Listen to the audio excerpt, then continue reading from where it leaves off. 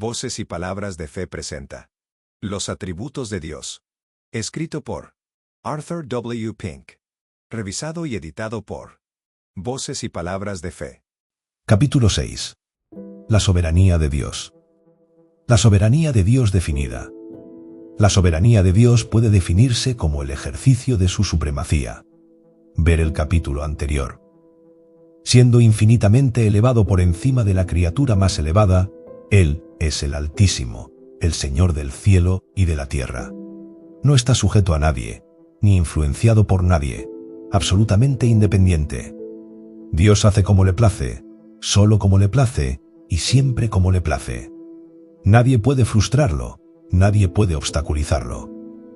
De modo que su propia palabra declara expresamente: mi consejo permanecerá y haré todo lo que quiero. Isaías 46:10. Él hace según su voluntad en el ejército del cielo y en los habitantes de la tierra, y no hay quien detenga su mano. Daniel 4:35. La soberanía divina significa que Dios es Dios, tanto de hecho como de nombre, que está en el trono del universo, dirigiendo todas las cosas, haciendo todas las cosas según el designio de su voluntad. Efesios 1:11. Correctamente dijo el difunto Charles Haddon Spurgeon en su sermón sobre Mateo 20:15. No hay atributo más reconfortante para sus hijos que el de la soberanía de Dios. Bajo las circunstancias más adversas, en las pruebas más severas, ellos creen que la soberanía ha ordenado sus aflicciones, que la soberanía las anula y que la soberanía los santificará a todos. No hay nada por lo que los hijos deberían luchar más fervientemente que por la doctrina de su señorío sobre toda la creación menos el reinado de Dios sobre todas las obras de sus propias manos. Menos el trono de Dios y su derecho a sentarse en ese trono. Por otro lado, no existe una doctrina más odiada por los mundanos, ni una verdad tan pisoteada como la gran, estupenda y verdadera doctrina de la soberanía del infinito Jehová. Los hombres permitirán que Dios esté en todas partes, excepto en su trono. Le permitirán estar en su taller para crear mundos y hacer estrellas. Le permitirán dispensar sus limosnas y otorgar sus recompensas. Le permitirán sustentar la tierra y sostener sus pilares, o encender las lámparas del cielo, o gobernar las olas del océano siempre en movimiento. Pero cuando Dios asciende a su trono, sus criaturas rechinan los dientes. Nosotros proclamamos un Dios entronizado y su derecho a hacer lo que le plazca con lo que es suyo, a disponer de sus criaturas como a Él bien le parezca y sin pedirles permiso. Entonces somos criticados y condenados por aquellos hombres que hacen oídos sordos de nuestras palabras, y esto ocurre porque el Dios que está sentado en su trono no es el Dios al que ellos aman, pero es al Dios que está sentado en su trono, al que amamos predicar. Este es el Dios que está sentado en su trono, en quien confiamos. Todo lo que Jehová quiere, lo hace, en los cielos y en la tierra, en los mares y en todos los abismos. Salmos 135:6.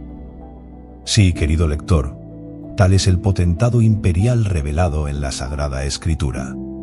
Inigualable en majestad, ilimitado en poder, no afectado por nada fuera de sí mismo.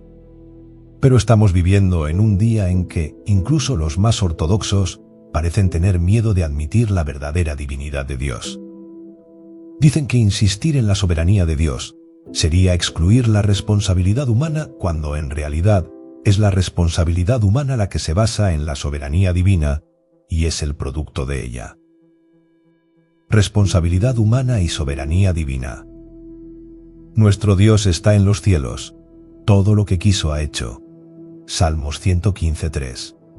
Él eligió soberanamente colocar a cada una de sus criaturas sobre esa base específica que pareció bien a sus ojos. Él creó ángeles. A algunos los colocó en un estado condicional, a otros les dio una posición inmutable delante de Él. Primera de Tito 5:21. Haciendo de Cristo su cabeza. Colosenses 2:10. No se pase por alto que los ángeles que pecaron, Segunda de Pedro 2:4, fueron también creados por Dios, tal como los ángeles que no pecaron.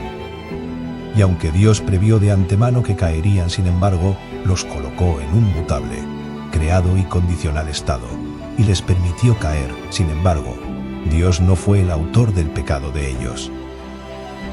Así también, Dios soberanamente colocó a Adán en el jardín del Edén en un estado condicional. Si le hubiera plácido, podría haberlo colocado en un estado incondicional. Podría haberlo puesto en un estado tan firme como el ocupado por los ángeles no caídos.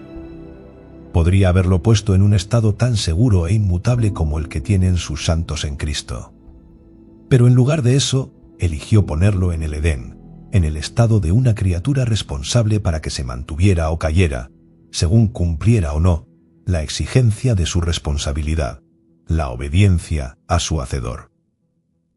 Adán fue responsable ante Dios por la ley que su Creador le había dado. Aquí había responsabilidad intacta, probada bajo las condiciones más favorables. Ahora, Dios no colocó a Adán en un estado de criatura responsable condicional porque era correcto que así él debiera hacerlo. No, sino que fue correcto porque Dios lo hizo.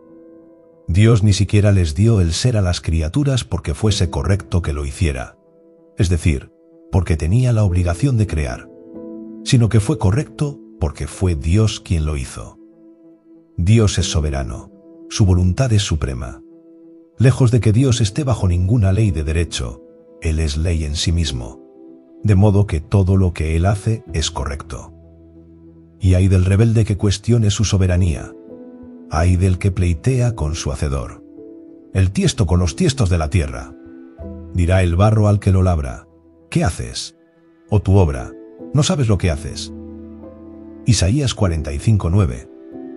Además, el Señor Dios colocó a Israel, soberanamente, en un estado condicional. Los capítulos 19, 20 y 24 de Éxodo ofrecen una prueba clara y completa de esto. Ellos fueron puestos bajo un pacto de obras. Dios les dio ciertas leyes e hizo que la bendición nacional para ellos dependiera de la observancia de sus estatutos. Pero Israel tenía dura su cerviz y un corazón incircunciso. Se rebelaron contra Jehová, abandonaron su ley, se volvieron hacia dioses falsos y apostataron. En consecuencia, el juicio divino cayó sobre ellos. Fueron entregados en manos de sus enemigos, dispersados por toda la tierra, y permanecen bajo el ceño fruncido del disgusto de Dios hasta el día de hoy. Fue Dios, en el ejercicio de su alta soberanía, el que puso a Satanás y sus ángeles, a Adán e Israel, en sus respectivas posiciones de responsabilidad. Pero en lugar de que su soberanía le quitara la responsabilidad a la criatura, fue por el ejercicio de su soberanía que los puso a todos ellos en ese estado condicional, bajo las responsabilidades que él consideraba apropiadas, en virtud de cuya soberanía él es conocido como Dios sobre todas las cosas. Por lo tanto, existe una perfecta armonía entre la soberanía de Dios y la responsabilidad de la criatura. Muchos han dicho tontamente que es imposible mostrar dónde termina la soberanía divina y dónde comienza la responsabilidad de la criatura. He aquí donde comienza la responsabilidad de la criatura, en la ordenación soberana del Creador. En cuanto a su soberanía, no hay y nunca habrá un fin para ella. Pero ahora daremos más evidencias de que la responsabilidad de la criatura se basa en la soberanía de Dios. ¿Cuántas cosas se registran en la Escritura que eran correctas, únicamente porque Dios las ordenó, y que no hubieran sido correctas si Él no las hubiera ordenado? ¿Qué derecho tenía Adán de comer de los árboles del jardín? El permiso de su Hacedor, sin el cual habría sido un ladrón. Génesis 2:16. ¿Qué derecho tenía Israel de demandar las joyas y vestiduras de los egipcios? Ninguno, sino que Jehová lo había autorizado. Éxodo 3:22. ¿Qué derecho tenía Israel de matar tantos corderos para el sacrificio? Ninguno, excepto que Dios lo ordenó. ¿Qué derecho tenía Israel de matar a todos los cananeos? Ninguno, salvo que Jehová se lo había ordenado. ¿Qué derecho tiene el esposo a exigir la sumisión de su esposa? Ninguno, excepto que Dios así lo estableció. Y así podríamos continuar. La responsabilidad humana se basa en la soberanía divina. Un ejemplo más acerca del ejercicio de la soberanía absoluta de Dios. Dios colocó a sus elegidos en un estado diferente al de Adán o Israel. Puso a sus elegidos en un estado incondicional. En el pacto eterno, Jesucristo fue nombrado su cabeza, tomando sus responsabilidades sobre sí mismo, y logró para ellos una justicia perfecta, irrevocable y eterna. Cristo fue colocado en un estado condicional porque fue hecho bajo la ley, para que redimiese a los que estaban bajo la ley. Solamente que existía esta diferencia infinita. Los otros fallaron, pero Él no, pues ni siquiera era posible que fallase. ¿Y quién puso a Cristo en ese estado condicional? El Dios Trino. Fue la voluntad soberana la que lo designó, el amor soberano el que lo envió, la autoridad soberana quien le asignó su obra. Se impusieron ciertas condiciones al mediador. Él debía ser hecho a semejanza de la carne del pecado, debía magnificar la ley y hacerla honorable. Él debía llevar todos los pecados de todo el pueblo de Dios en su propio cuerpo sobre el madero. Debía hacer expiación completa por ellos. Debía soportar sobre él la ira derramada de Dios. Él debía morir y ser enterrado. En el cumplimiento de esas condiciones se le prometió una recompensa. Ver Isaías 53, 10 al 12. Debía ser el primogénito entre muchos hermanos. Debía tener un pueblo que compartiera su gloria.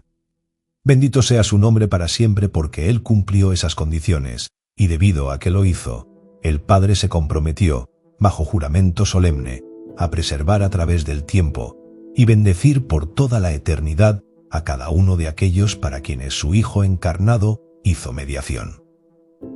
Debido a que Él tomó el lugar de ellos, ahora ellos comparten el lugar de Cristo. Su justicia es de ellos, su posición ante Dios es de ellos, su vida es de ellos. No hay una sola condición que tengan que cumplir, ni una sola responsabilidad con la que tengan que cargar, a fin de alcanzar la dicha eterna. Porque con una sola ofrenda hizo perfectos para siempre a los santificados. Hechos 10:14. He aquí entonces la soberanía de Dios desplegada abiertamente ante todos, evidenciada en las diferentes maneras en que Él ha tratado con sus criaturas. Parte de los ángeles, Adán e Israel, fueron puestos en un estado condicional, y la continuidad en la bendición de ellos era dependiente de su obediencia y fidelidad a Dios.